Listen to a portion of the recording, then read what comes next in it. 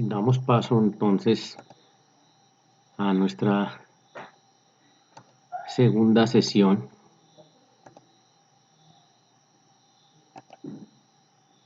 y dentro del esquema del capítulo primero vamos entonces a aproximarnos a el proceso griego, que es el primero, no sin antes advertir de la evolución histórica de los sistemas procesales.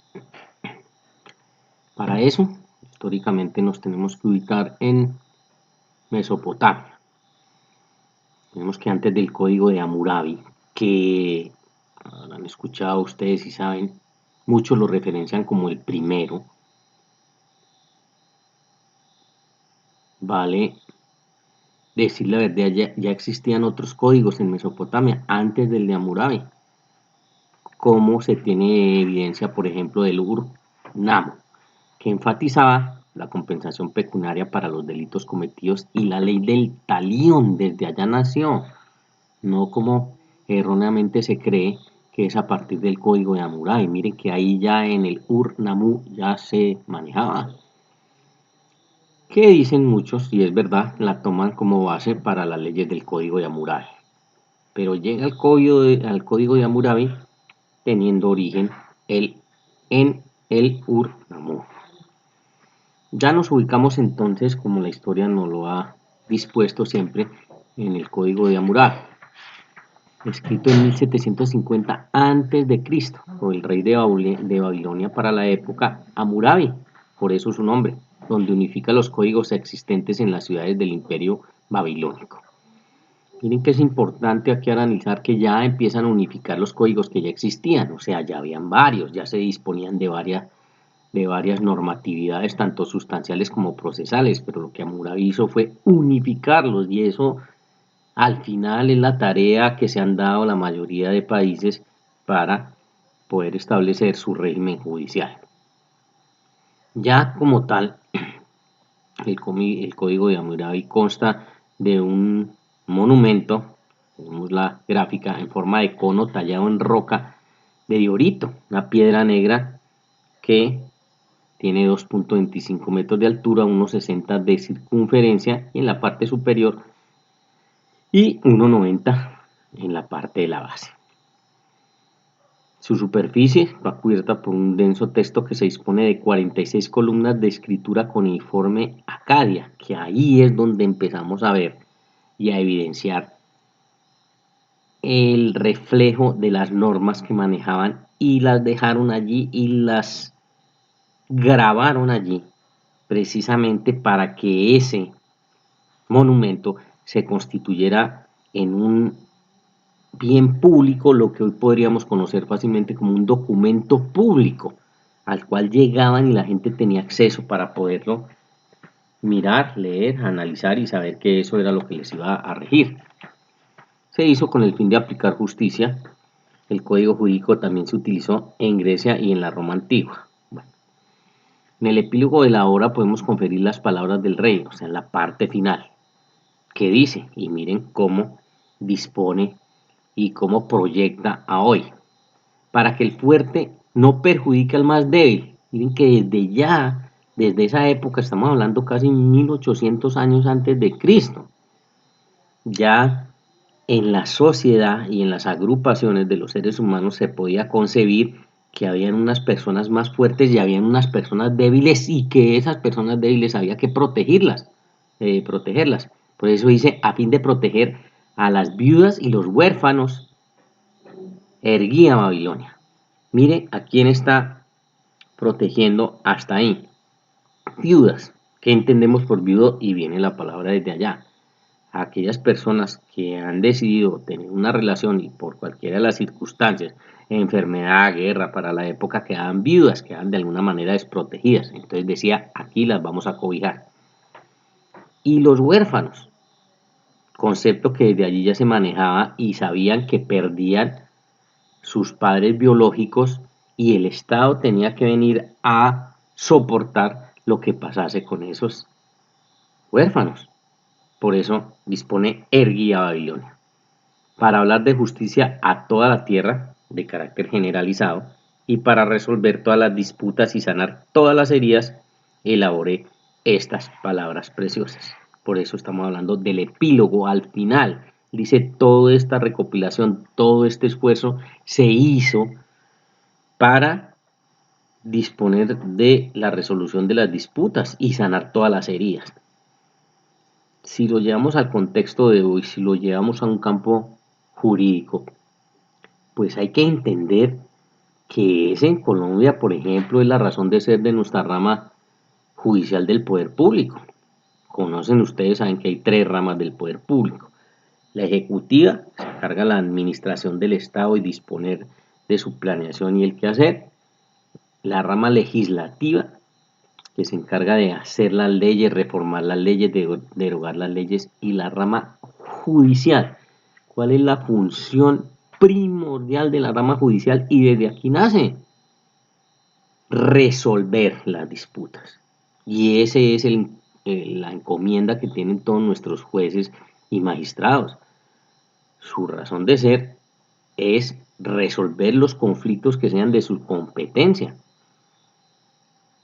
Después miraremos y tenemos que analizar todo el contexto de ese resolver que implica, que no es nada distinto a un debido proceso. Y desde allá partían y decían, resolviendo las disputas, el conflicto en sí, siendo a través de una providencia judicial como entre nosotros hoy está concebida, que puede ser una sentencia, pues es un reflejo que se da al interior de la sociedad y por eso habla de sanar todas las heridas. Porque en la resolución del conflicto debe ir implícito que se sanen todas las heridas. Porque si no es así, no se cumple el cometido, porque el conflicto no se resolvería.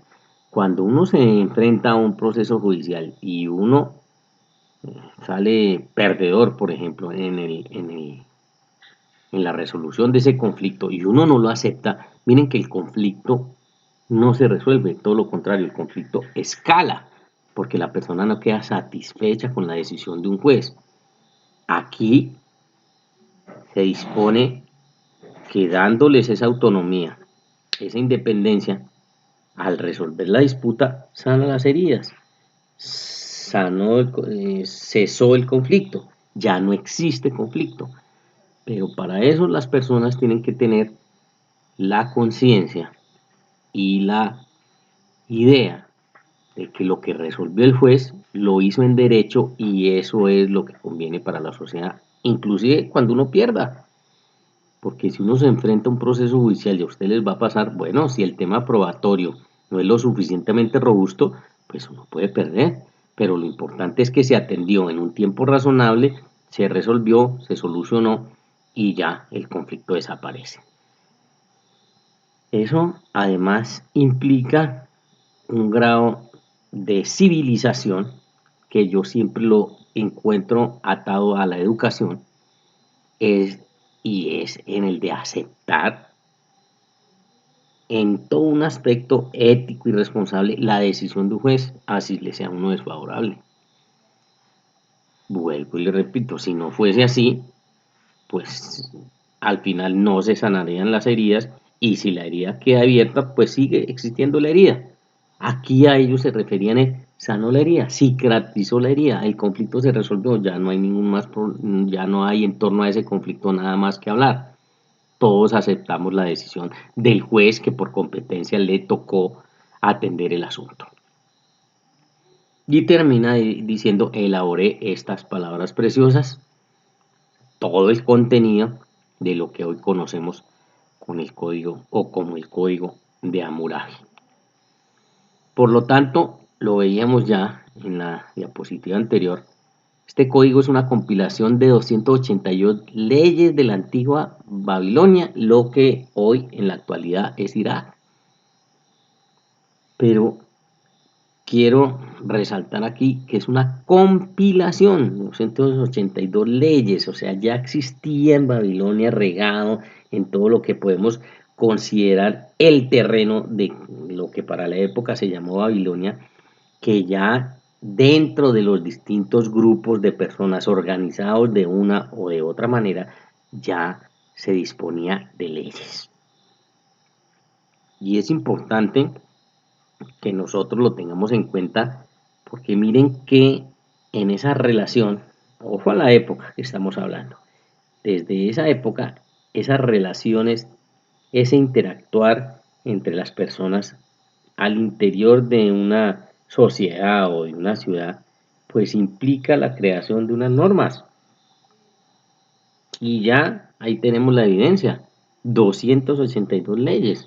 Ya los seres humanos se habían preocupado, lo que era Babilonia, para determinar una forma de organizar la convivencia.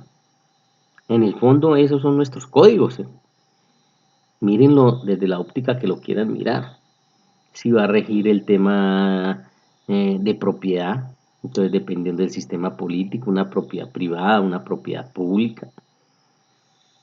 Muy diciente es el tema de los países que así lo manejan de un código de policía. En el fondo, el código de policía, compartámoslo o no, y con todas las diferencias que hay o pueden haber entre algunos de sus artículos, pero ¿qué es lo que busca? Busca un bienestar a la sociedad.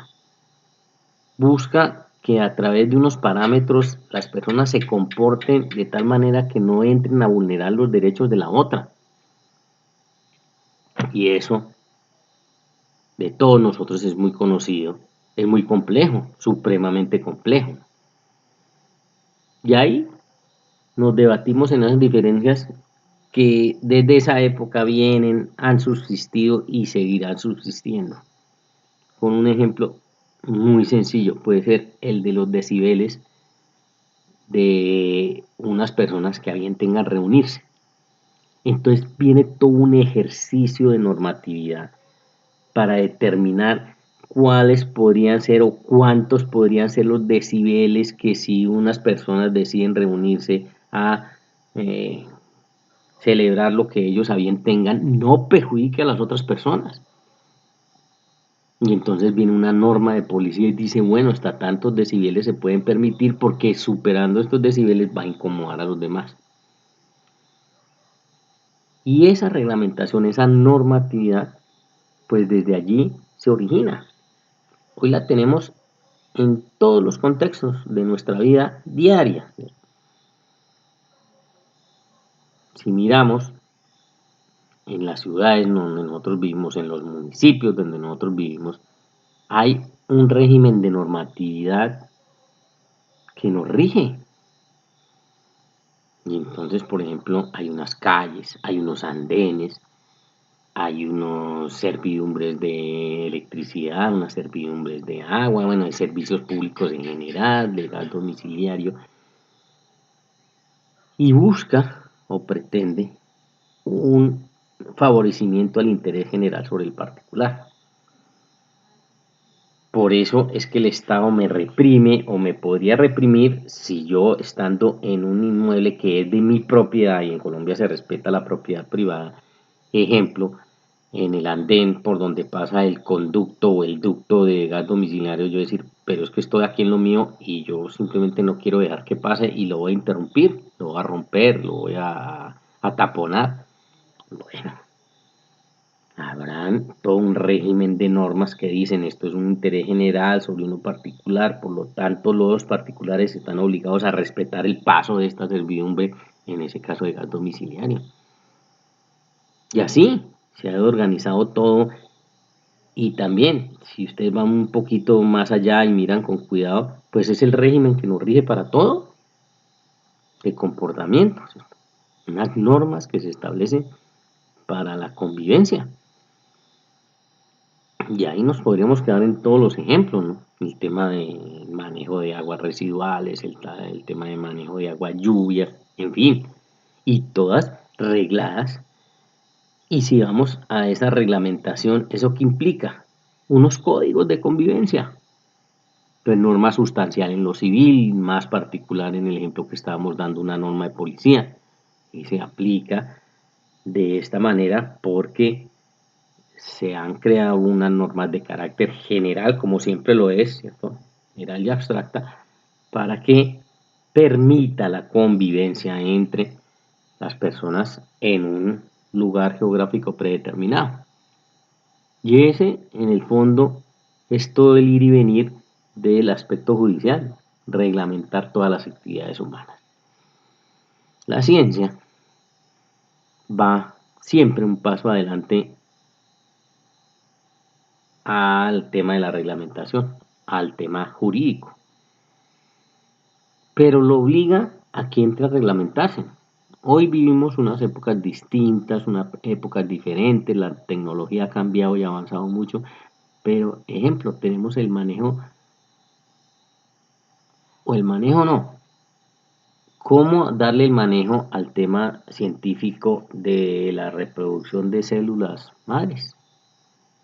Y vean que la ciencia ya lo ha logrado, ya se ha podido disponer de la creación de dos seres idénticos y bueno, con todo eso lo que implica. Y detrás viene el derecho tratando de reglamentar, bueno, esto hay que mirar con cuidado cómo y quiénes pueden manejar esto para que no nos va a desbordar y no vamos a entrar en un caos a nivel social, de que eso fuera libre y cualquiera pudiese manipular células madres y poder crear dentro de su saber y entender científico, bueno, no sé, por ejemplo, solo algunas partes del órgano del ser humano, no en una integridad, sino, ejemplo, una pierna. Y poder a través de la ciencia y de la tecnología duplicar esa pierna. Pero vean que la complejidad abarca a todo el ser humano y ahí entonces tiene que entrar a reglamentar y se ha reglamentado por todos los países. Bueno, este manejo de lo que nos ha llevado la ciencia en cuanto al manejo de las células madres tiene unos parámetros. ¿Esos parámetros qué son en el fondo? Normas. Normas que se ven reflejadas y en dónde tienen que estar reflejadas en las distintas constituciones, en los códigos sustanciales, en los códigos procesales. Códigos de comportamiento, normas de comportamiento. Como estamos hablando de ese aspecto histórico, pues esa es la alusión grande aquí, que en 1800 años antes de Cristo ya había todo un ejercicio normativo en ese mismo sentido. Lo único distinto es que por razón del avance de la ciencia y de la tecnología, pues nos hemos visto abocados a otros escenarios, pero en el fondo son los mismos, sino que van evolucionando con la época. Vamos aquí de manera deliberada a mirar unos aportes que hizo la humanidad, porque esto es a todo el globo terráqueo este código de Hammurabi. Y encontramos, llamo la atención, porque van a ver usted reflejado esto en muchos otros microcomponentes, en muchas otras asignaturas, pero mire dónde tiene su origen. El principio de la presunción de inocencia, desde allí se establece. Ese es considerado de los ejemplos más tempranos en la historia, pues sugiere que el acusado o el acusador tienen la oportunidad de aportar pruebas. Y ojo que de ahí van a surgir y van a nacer muchísimos principios. Porque nos dirá, y es un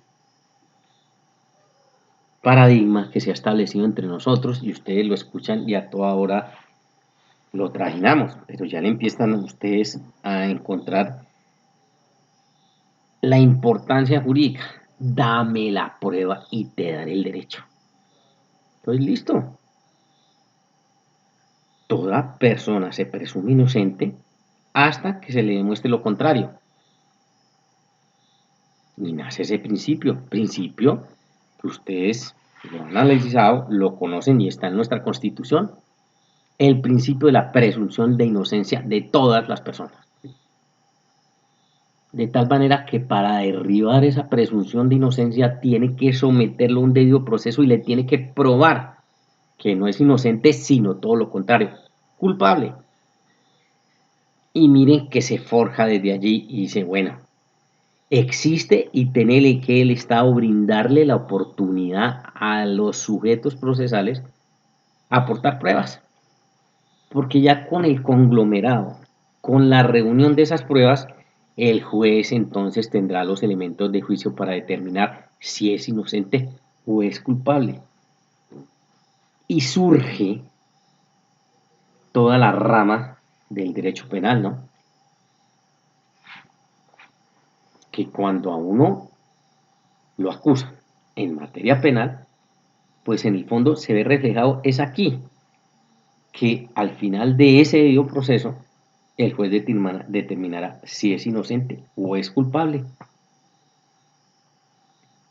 partiendo de qué base con esos orígenes desde allá, que se presume inocente hasta que no sea juzgado. Y bueno, hasta donde ustedes o nosotros como abogados, donde debemos entender que ahí ya es declarado culpable cuando exista una sentencia de un juez de la República o bueno, un heterocomponedor en general en firme.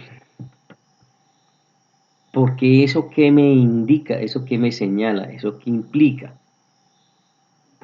que se transitó todo un debido proceso y como conclusión del debido proceso se dispuso por parte del juez, basado en las pruebas, que era inocente o que era culpable.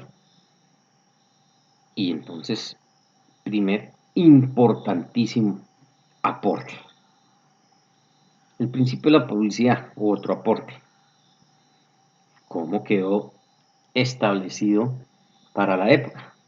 El rey ordenó que se colocara una copia de este código en la plaza de cada ciudad para que todo el pueblo conociera la ley y sus castigos, para lo cual el cuerpo de la ley se expresa en lenguaje claro del pueblo, de modo que nadie pudiera alegar ignorancia de la ley como pretexto. También otro principio plasmado en nuestra Constitución y sobre todo en nuestro Código Civil. Y nace, y conocerán más adelante, todo el tema de las presunciones. Promulgada una ley en Colombia, esa ley se presume de público conocimiento, de tal manera que nadie puede alegar la ignorancia de esa ley como defensa, como argumento, como pretexto. Y si no, ¿cómo sería? Sería muy fácil montar una defensa y decir, ah, no, es que esa ley yo no la conozco. Esa ley, a mí nunca me han hablado de esa ley. No, parte de una presunción, nuestro Código Civil, y dice, promulgada la ley tiene aplicación inmediata en el núcleo social y nadie se puede valer de la ignorancia de la ley. Entonces ahí desarrolla ese principio de publicidad que miren que desde esa época, y lo vimos también en el monumento de lo que se denomina como Código de Hammurabi, que se deja a la vista de toda la sociedad, de tal manera que si cualquier implicado de esa sociedad tiene dudas, pues va y mira ese contexto normativo y encontrará entonces que sí estaba prohibido, que no estaba prohibido, y si ese estaba determinado como un delito, como lo conocemos hoy, con su respectiva sanción. Y eso también es garantista, porque si yo estoy inmerso en un delito, pues viene todo el principio de la preexistencia de la norma. Inmerso en el delito, está dispuesta la sanción que debo cumplir. Y tiene un efecto socializador, que mírenlo también, ese es, o por eso se ha preocupado mucho la humanidad, en que eso sea un tema ejemplarizante. Y viene todo el contexto de hoy lo que conocemos como pena privativa de la libertad. Porque eso qué significa y qué puede significar para los asociados. Que si usted le hurta a otra persona un bien, tiene o es correspondiente a tal sanción. Y si a una persona en la sociedad que quedó condenada por ese delito, pues pagará la respectiva pena de ejemplo, tantos años de cárcel. ¿La cárcel qué implica? Pues la cárcel implica la pena privativa de la libertad. Pues le está diciendo, si usted llegase a incurrir en esta misma conducta, ojo, ejemplarizante, ya sabe, tendrá, ejemplo, 10 años de cárcel. Por eso el rey de la época se preocupó porque eso quedase en la plaza pública de cada ciudad, para que todo el mundo tuviera acceso a ella y supiera del castigo. Ahí va lo ejemplarizante. Es una de las formas, quizás la más tradicional, hoy muy debatida, hoy muy criticada. Pero ese es el fenómeno, ¿cierto? Un fenómeno ejemplarizante. Ojo, no haga esto porque si usted hace esto, va para la cárcel. Y así, la ley penal, en su régimen sancionatorio, pues ha tomado ese derrotero partiendo de un principio de publicidad. Ese principio de publicidad tienen que ustedes atarlo de manera íntima con la preexistencia de la norma, y ahí lo está diciendo. Ojo que es desde de conocimiento público, entonces no lo haga, porque si lo hace, tiene la siguiente sanción. Entonces ya está plasmada la norma, ya conocen la norma, se, existe la presunción del conocimiento de esa norma, actúa o debe actuar dentro de ese ámbito de esa norma. So pena de ser castigado y que no le sirva de pretexto decir, ya nos referíamos, que es que no conozco la ley o no, eso a mí nunca me han hablado, yo no sé dónde exista esa ley o dónde esté esa ley. No es válido. En cuanto a la acción penal, comienza con la partícula sí, que es una proposición condicional. Ustedes van a ver en ese código de Hammurabi, si lo revisan, que todo ese régimen penal empieza con esta partícula sí y describe la conducta delictiva. Entonces, un primer eslabón, un primer paso, un primer renglón. Si esto sucede, si está inmerso en esto, y ahí está toda la descripción de esa conducta delictiva. Tiene una consecuencia, y viene ese I copulativo que dice, y luego indica el castigo correspondiente. Entonces lo establece de esa manera y vamos a ver a partir de la otra sesión muchos ejemplos en ese sentido. Una de esas, de las más vigentes para la época de esas leyes, la famosa ley del talión, ¿no? Ojo por ojo, diente por diente. Usted lo que hace, usted a sí mismo lo paga. Hoy muy criticada y muy reprochada, ¿no? En la mayoría de constituciones del mundo pues la erradicaron, ¿no? Pero en la época y para la época que estamos hablando, pues existió y se dispuso y por eso aplicaba ojo por ojo, diente por diente, ese ejercicio de la ley del talión.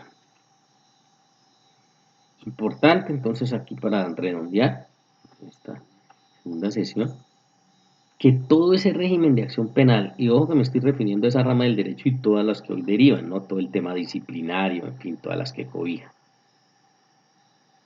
La descripción primero de la conducta delictiva y por eso el ejercicio en materia penal de los litigantes, de los jueces allí, claro, lo primero que tiene que enfocarse es en que exista la conducta delictiva.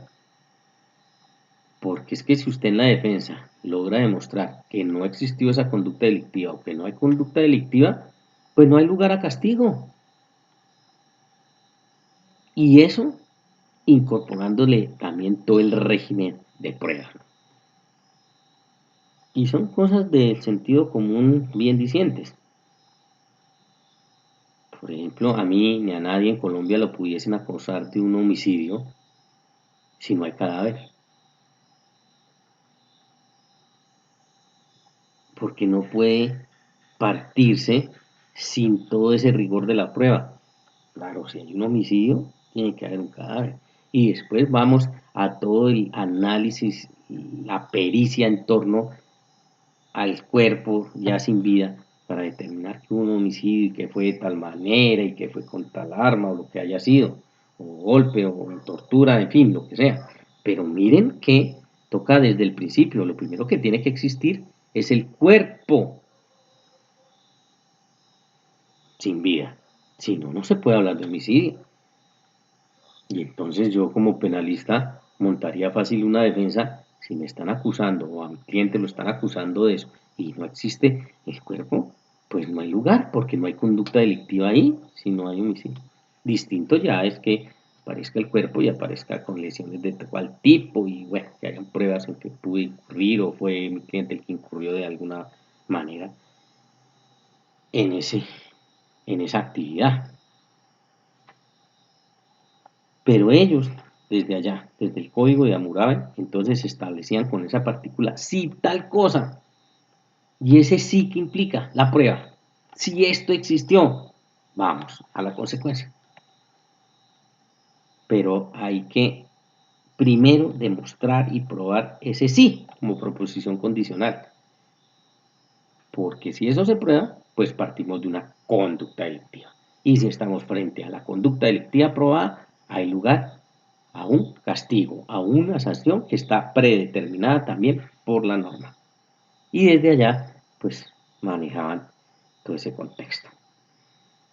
Entonces, yo creo que por ahora, pues hasta ahí, segunda sesión, y procederemos pues a continuar cuando nos corresponda con nuestra tercera sesión.